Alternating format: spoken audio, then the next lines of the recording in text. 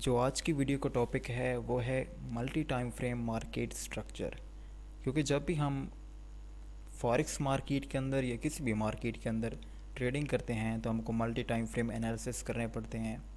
हमको multi time frame को check करना पड़ता है, हर एक टाइम फ्रेम को देखना पड़ता है कि किस में क्या चल रहा है, हायर टाइम फ्रेम में क्या स्टोरी है, लोअर टाइम फ्रेम में क्या पिक्चर है। तो हमको हर एक टाइम फ्रेम को देखना पड़ता है। तो इसलिए हमको आइडिया होना चाहिए कि मल्टी टाइम फ्रेम में मार्केट किस तरीके से चलती है। तो जो येलो वाली लाइन है, ये वाली, ये है हमारा हायर टाइम फ्रेम का स्ट्रक्चर। और जो इसके अंदर वाइट लाइन है, ये है हमारा लोअर टाइम फ्रेम का स्ट्रक्चर। तो चलो यहाँ से शुरू करते हैं बुलिश मार्केट से। जब प्राइसेस एक्सपेंशन करती हैं हायर टाइम फ्रेम के अंदर, हमारे पास एक हायर हाई लगता है। ओके, तो उसके बाद मार्केट को लॉजिकली करेक्शन करनी होती है। और जब वो करेक्शन स्टार्ट होती है तो हमारे पास लोअर टाइम फ्रेम के अंदर वो करेक्शन एक बेरिश ट्रेंड होता है। और जब करेक्शन स्टार्ट होती है तो लोअर टाइम फ्रेम के अंदर सबसे पहले हमारे पास स्ट्रक्चर ब्रेक होता है, जो कि लोअर टाइम फ्रेम का होता है। क्योंकि जब ये एक्सपेंशन हुई है, जब प्राइसेस ऊपर गई हैं हायर हाई के लिए, तो इसके अंदर जो लोअर टाइम फ्रेम था, इसके अंदर एक बुलिश स्ट्रक्चर था, जिसके अंदर हमारे पास higher highs, higher lows, higher highs और हायर लोज लग रहे थे।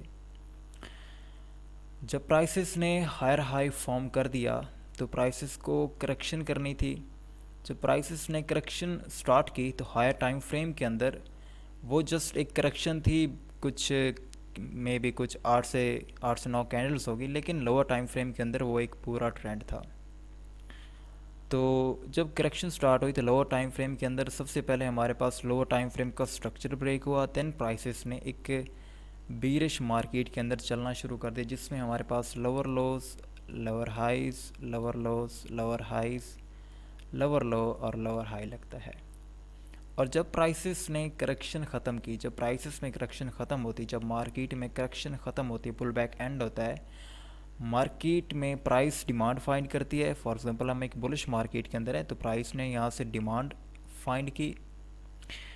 और जब प्राइसेस ने यहाँ से डिमांड फाइंड की तो प्राइसेस को अपना स्ट्रक्चर कंटिन्यू करना है, जो कि हायर टाइम फ्रेम का है, जो कि हमारा स्विंग स्ट्रक्चर है। लोअर टाइम फ्रेम के अंदर हम एक बीरिश मार्केट में ज़रूर थे, बट वो एक टेम्परेरी स्ट्रक्चर था, वो हमारा सब स्ट्रक्चर था। जब प्राइसेस ने डिमांड फाइंड की तो प्राइसेस को अपना स्विंग स्ट्रक्चर कंटिन्यू करना है और दोबारा से एक हायर हाई लगाना है। तो इस हायर हाई के बाद हमारे पास ये हायर लो लग गया। देन जब प्राइसेस ने डिमांड फाइंड की और जब मार्केट ने स्ट्रक्चर कंटिन्यू किया तो लोअर टाइम फ्रेम के अंदर हमारे पास दोबारा से स्ट्रक्चर ब्रेक हुआ, जो कि हमारा सब स्ट्रक्चर था। हायर टाइम फ्रेम की करेक्शन थी, लोअर टाइम फ्रेम के अंदर हम एक बेरिश मार्केट में थे, लेकिन जब मार्केट ने डिमांड फाइंड की एक हायर लो फॉर्म हो गया, मार्केट ने अब हायर हाई लगाना है, तो लोअर टाइम फ्रेम के अंदर हमारे पास स्ट्रक्चर ब्रेक हुआ, एक हाई लगा। देन मार्केट ने दोबारा से एक बुल ट्रेंड शुरू कर दिया, एक बुलिश मार्केट में हम शिफ्ट हो गए, जिसके अंदर हमारे पास higher high, higher low, higher high और हायर लो लगते गए। और जैसे ही हमने प्रीवियस स्विंग हाई को ब्रेक किया, हमारे पास हमारा माइनर स्ट्रक्चर, जो कि सब स्ट्रक्चर के एंड होने के बाद स्टार्ट हुआ था, जो कि लोअर टाइम फ्रेम का स्ट्रक्चर था, वो यहाँ पर एंड हुआ और फाइनली प्राइसेस ने एक हायर हाई दोबारा से फॉर्म कर दिया। देन दोबारा से हायर हाई लगने के बाद प्राइसेस ने हायर लो भी लगाना है, करेक्शन करनी है। तो जब ये हायर हाई लगा तो लोअर टाइम फ्रेम के अंदर हमारे पास एक बुलिश ट्रेंड था, लेकिन हायर टाइम फ्रेम के अंदर इट माइट भी पॉसिबल ये कुछ ही कैंडल होंगी।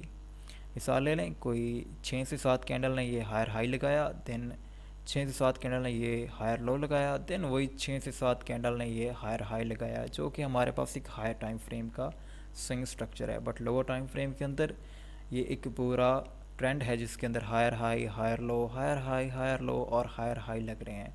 और जब प्राइसेस हायर हाई लगाने के बाद हायर टाइम फ्रेम का लोअर टाइम फ्रेम के अंदर करेक्शन करती हैं, हायर टाइम फ्रेम के अंदर करेक्शन करती है लोअर टाइम फ्रेम के अंदर, वो हम एक बीरिश मार्केट के अंदर शिफ्ट हो जाते हैं। फाइनली जब प्राइसेस डिमांड फाइंड करती हैं देन स्ट्रक्चर ब्रेक होता है और हम दोबारा से एक बुलिश मार्केट के अंदर शिफ्ट हो जाते हैं। और एक हाई लगाने के बाद प्राइसेस दोबारा से जब करेक्शन करती हैं हायर टाइम फ्रेम की, तो हमारे पास लोअर टाइम फ्रेम के अंदर एक बीरिश ट्रेंड शुरू हो जाता है। फाइनली जब प्राइसेस डिमांड फाइंड करती हैं दैन स्ट्रक्चर ब्रेक करती हैं, जो कि हमारा सब स्ट्रक्चर ब्रेक होता है, दैन हम एक माइनर स्ट्रक्चर के अंदर शिफ्ट हो जाते हैं और फाइनली प्राइसेस दोबारा से एक न्यू हायर हाई लगा देती हैं। तो इसके अंदर जो हमारा स्विंग स्ट्रक्चर है वो ये है, और इसके अंदर हमारा जो सब स्ट्रक्चर है वो एक ये है, दैन यहाँ तक माइनर स्ट्रक्चर। और फाइनली प्राइसेस जब हायर हाई और हायर लोज लगाती ऊपर जा रही होती हैं दैन मार्केट में जो लास्ट हायर हाई होता है वो हमारा हाईएस्ट हाई होता है। लेकिन याद रखिएगा कि जब भी प्राइसेस एक स्विंग हाई लगाती हैं, मिसाल ले लें ये जो येलो लाइन है ये हमारा है डेली का टाइम फ्रेम, तो इसके अंदर जो वाइट लाइन है ये हमारा H1 और H4 का टाइम फ्रेम है। यानी कि जब प्राइसेस डेली टाइम फ्रेम के अंदर करेक्शन करती हैं तो H1 के अंदर वो करेक्शन हमारा बेरिश ट्रेंड होता है। सेम जब प्राइसेस दोबारा से करेक्शन एंड करके एक न्यू हायर हाई लगाती हैं हमारे डेली टाइम फ्रेम के अंदर, तो दोबारा से H1 के अंदर हमारे पास वो एक अप ट्रेंड होता है। जबकि हमारे डेली टाइम फ्रेम के अंदर हमारे पास जस्ट ये एक लास्ट बुलिश लैग होता है, लेकिन वही लोअर टाइम फ्रेम के अंदर हमारे पास एक अप ट्रेंड होता है जिसमें प्रॉपर स्विंग्स होते हैं, मार्केट प्रॉपर करेक्शन कर रही होती हैं। फाइनली जब प्राइसेस हाईएस्ट हाई फॉर्म कर देती हैं और जब प्राइसेस करेक्शन करती हैं हमारे डेली टाइम फ्रेम के अंदर, तो दोबारा से हम एक बियरिश मार्केट में शिफ्ट हो जाते हैं लोअर टाइम फ्रेम के अंदर, जिसके अंदर हमारे पास lower lows, lower highs, lower lows, lower highs, lower lows, lower high form हो रहे होते हैं। और फाइनली प्राइसेस जब प्रीवियस स्विंग हाई को नीचे ब्रेक करती हैं तो हमारे पास एक स्विंग लो लग जाता है जो कि इस स्विंग लो को आउट करता है। ये हाई इस स्विंग लो को आउट करने में कामयाब हो गया, मतलब ये जो प्रोटेक्टेड लो था ये यहाँ पर ब्रेक हो गया, हम एक बीरिश मार्केट के अंदर शिफ्ट हो गए। अभी जब हमारे पास एक लो लगा है देन हमने एक हाई भी लगाना है, लोअर हाई भी लगाना है, करेक्शन भी करनी है प्राइस ने। अभी हम एक बीरिश मार्केट के अंदर हैं, हमारे स्विंग स्ट्रक्चर में, हमारे हायर टाइम फ्रेम के स्ट्रक्चर में, हमारे डेली टाइम फ्रेम के स्ट्रक्चर में, क्योंकि प्रीवियस डेली टाइम फ्रेम का हायर लो ब्रेक हो चुका है। जब प्राइसेस दोबारा से डेली टाइम फ्रेम के अंदर करेक्शन करेंगे तो वही करेक्शन हमारे पास लोअर टाइम फ्रेम के अंदर H1 के अंदर एक बुल ट्रेंड होगा जिसके अंदर अभी हायर हाइज और हायर लोस लग रहे होंगे। देन फाइनली जब प्राइसेस सप्लाई फाइंड करेंगी देन स्ट्रक्चर कंटिन्यू करना है। स्विंग स्ट्रक्चर के लिए हमें लोअर लो लगाना है, तो लोअर टाइम फ्रेम के अंदर हमारे पास दोबारा से स्ट्रक्चर ब्रेक होगा, एक लो लगेगा और दोबारा से हम एक बीरिश मार्केट के अंदर शिफ्ट हो जाएंगे। तो ये इसी तरीके से चलता रहता है जब तक हमारे स्विंग स्ट्रक्चर, हमारे हायर टाइम फ्रेम के स्ट्रक्चर ब्रेक नहीं होते, हम प्रॉपरली एक बेरिश मार्केट के अंदर शिफ्ट नहीं होते। लेकिन जब भी प्राइसेस हायर टाइम फ्रेम के अंदर करेक्शन करती हैं तो लोअर टाइम फ्रेम के अंदर हम ज़रूर एक बीरिश मार्केट के अंदर होते हैं, लेकिन वो लोअर टाइम फ्रेम की करेक्शन, लोअर टाइम फ्रेम का ट्रेंड हमारा जस्ट सब स्ट्रक्चर होता है, हमारा इंटरनल स्ट्रक्चर होता है। थोड़ी सी यहाँ पर आपको दोबारा से एक रिकैप के साथ थोड़ी सी और मार्केट के मल्टी टाइम फ्रेम के स्ट्रक्चर को मैं थोड़ा सा डिकोड कर देता हूँ कि मिसाल ले लें जो हमारा H4 का स्ट्रक्चर है वो है ये येलो लाइन, ओके। तो M15 का स्ट्रक्चर हमारा क्या होगा, ये वाइट लाइन। अगर H4 के अंदर हम एक बुलिश ट्रेंड में है, हायर हाई हायर लोस लगा रहे हैं, तो जब हायर टाइम फ्रेम यानी H4 की करेक्शन स्टार्ट होगी तो M15 के अंदर हम एक बीरिश मार्केट के अंदर होंगे। और ये M15 का ट्रेंड जब हायर टाइम फ्रेम के डिमांड जोन पर हम पहुंचेंगे तो M15 का सबसे पहले ट्रेंड ख़त्म होगा, सब स्ट्रक्चर एंड होगा, स्ट्रक्चर ब्रेक होगा और दोबारा से हम एक बुलिश मार्केट के अंदर M15 में भी शिफ्ट हो जाएंगे। और अगर ये येलो लाइन हमारा M15 का स्ट्रक्चर है, तो M1 के अंदर हमारे पास ये वाइट लाइन हमारा सब स्ट्रक्चर होगी, हमारे लोअर टाइम फ्रेम का स्ट्रक्चर होगा। अगर M15 ये येलो लाइन है जिसके अंदर higher highs, higher lows, higher high, higher lows, higher highs लग रहे हैं, तो सेम M1 के अंदर जब प्राइस हायर हाई फॉर्म करेगी तो एक अप ट्रेंड होगा, और जब प्राइस M15 के अंदर करेक्शन करेगी तो वो M1 के अंदर एक बीरिश ट्रेंड होगा। सेम अगर M15 के अंदर प्राइस लोअर लो लगाती है देन लोअर हाई के लिए करेक्शन करती है, तो M1 के अंदर बीरिश मार्केट की करेक्शन एक अप ट्रेंड होगा M1 के अंदर।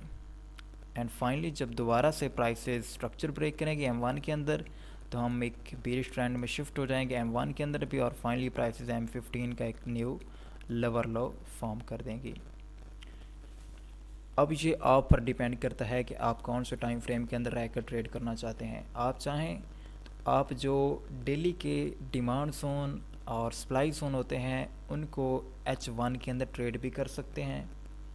आप चाहें तो H4 के और H1 के सप्लाई और डिमांड जोन को M15 के अंदर भी ट्रेड कर सकते हैं, और अगर आप चाहें तो M15 के सप्लाई डिमांड जोन को आप M1 के अंदर ट्रेड भी कर सकते हैं। ये आप पर डिपेंड करता है, आपकी रूटीन पर डिपेंड करता है। आप ख़ुद को पहचानें कि आप किस टाइप के ट्रेडर हैं, आप मार्केट को कितना वक्त दे सकते हैं, कौन सा टाइम फ्रेम आपको सूट करता है, किस टाइम फ्रेम के अंदर रहते हुए आप बेहतर ट्रेड करते हैं, और वही टाइम फ्रेम आप चूज़ कर लें अपने लिए और उसी टाइम फ्रेम के मुताबिक आप ट्रेड करें। चलिए मैं आपको कुछ एग्जांपल्स दिखा देता हूँ हायर टाइम फ्रेम की और लोअर टाइम फ्रेम की, कि मार्केट हाई टाइम फ्रेम की करेक्शन किस तरीके से लोअर टाइम फ्रेम का ट्रेंड होती है। सबसे पहले जो एग्जांपल है GBP JPY के अंदर, ये देखें अभी ये हमारे पास H4 की करेक्शन है, सही, ये वाली सप्लाई जोन तक। अभी देखते हैं कि ये M15 के अंदर किस तरीके से अपना रोल प्ले करती है।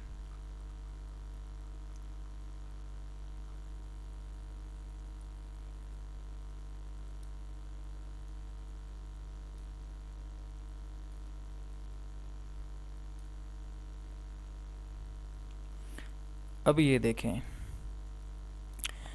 जो H4 की करेक्शन है वो हमारे पास M15 के अंदर एक बुलिश ट्रेंड है, जिसके अंदर higher high, higher low, higher high, higher low, then finally higher high, higher low, इस तरीके से मार्केट चल रही है। अभी ये M15 का ट्रेंड है, लेकिन अगर आप इसी टाइम फ्रेम के अंदर M15 के अंदर चले जाएं तो जो ये M15 का लास्ट बुलिश लेग है ये M1 के अंदर एक ट्रेंड होगा, देन ये जो M15 की करेक्शन है ये M1 के अंदर एक बीरिश ट्रेंड होगा। सेम ये हमारे पास H4 का लास्ट एक बीरिश लेग है, ये लोअर हाई, और फाइनली ये हमारे पास प्राइस ने लगाया लोअर लो। लेकिन इस लोअर हाई और इस लोअर लो के बीच ये जब लास्ट बीरिश लेग बना है तो दोबारा से M15 के अंदर ये एक एक प्रॉपर डाउन ट्रेंड था, जिसके अंदर lower lows, lower highs, lower lows और लोअर हाइज लग रहे थे अनटिल स्ट्रक्चर ब्रेक हुआ M15 के।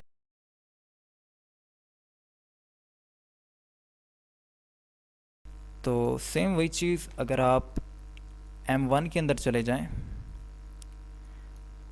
तो जब प्राइसेस करेक्शन कर रही हैं M15 के अंदर, फॉर एग्ज़ाम्पल ये हमारी करेक्शन फॉर एग्ज़ाम्पल ये हमारी करेक्शन, तो ये M1 के अंदर एक अप ट्रेंड होगा।